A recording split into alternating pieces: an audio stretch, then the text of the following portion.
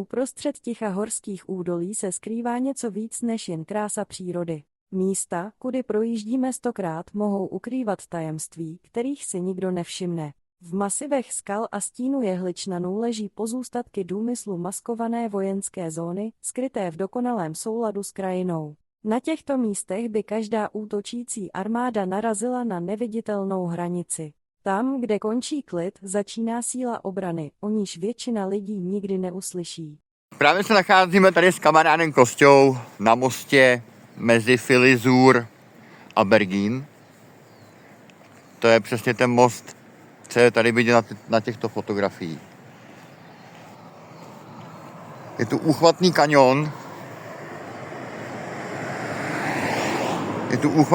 kanion. Ale kdybych prstem neukázal to, co tady je, tak by se toho nikdo nikdy v životě jen tak od sebe nevšiml.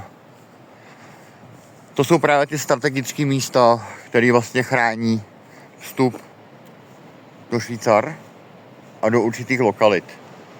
Jo, je to neuvěřitelná strž, to je neuvěřitelná hloubka tohohle místa.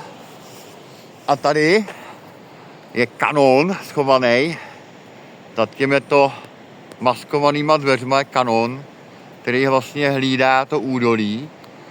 A táhle, když se podíváme na druhou stranu,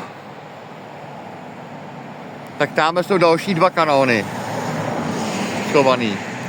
Jo, takže jeden je tady a druhý je tady. Tam je vidět ten průtek a to je vlastně vojensky střežená oblast. A to vlastně hlídá to údolí a vstup do Švýcar, protože se pohybujeme směrem na Itálii. Takže to vojsko by se dostalo, dejme tomu sem, tady by se to odstřelilo, obrana by zafungovala a nikdo by se nikam dál nedostal. Byla by to hrozný masakr tady, katastrofa.